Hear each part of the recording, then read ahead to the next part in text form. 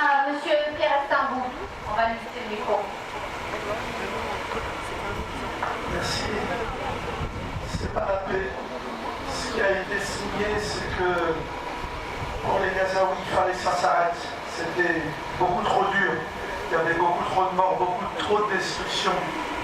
Il y avait la famine. Mais c'est évidemment pas la paix.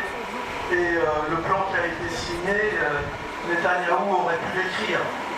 Il faut quand même savoir qu'il reste plus grand chose à Gaza. À Rafah, ils ont fait quelque chose d'inimaginable. C'était une ville de 250 000 habitants. Non seulement elle a été complètement bombardée, évacuer ses habitants, les engins sont passés après pour écrouler les derniers murs qui restaient, et ils ont enlevé les gravats. C'est-à-dire que quelqu'un qui veut retourner à Rafah, il va trouver maintenant des dunes. Il n'y a plus la moindre trace d'une ville de 250 000 habitants qui était pleine et active.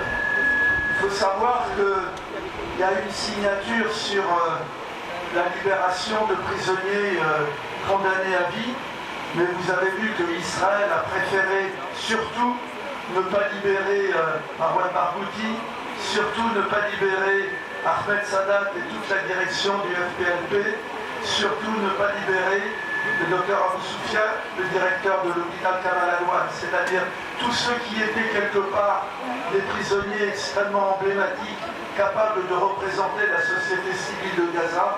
Évidemment, ceux-là, on ne les a pas libérés.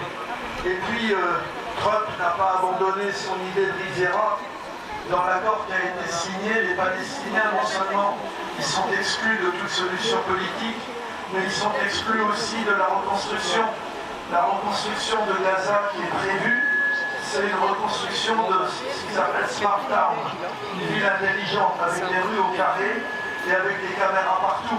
C'est-à-dire c'est une prolongation de l'occupation par d'autres moyens. Là, vous le savez, il y a à nouveau des bombardements avec des prétextes incroyables, que évidemment on n'arrive pas à retrouver des prisonniers israéliens. D'autres rappellent que tous ceux qui sont morts ont été tués par les bombardements de leur propre pays, et justement les bombardements ont été tels qu'il est impossible de les identifier. Je rappelle que le chiffre actuel de 73 000, c'est le chiffre des morts qui ont été authentifiés, dont on connaît le nom, mais que The Lancet dit que très probablement le nombre de morts sera supérieur à 200 000. Et dans ces conditions, bien sûr, on n'arrive pas à retrouver tous les morts israéliens. Ils avaient à peine ouvert la frontière de Rafah, qu'ils l'ont refermée. Donc Netanyahou fait absolument ce qu'il veut, et la complicité occidentale, elle continue.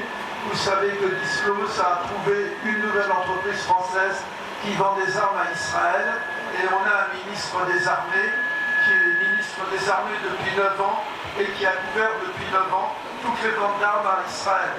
Et si vous regardez les médias français, c'est à nouveau l'horreur absolue. C'est-à-dire que quand un Israélien est libéré, vous connaissez quasiment le nom de son chien et de toute sa famille, mais milliers de morts palestiniens, on n'en parle pas.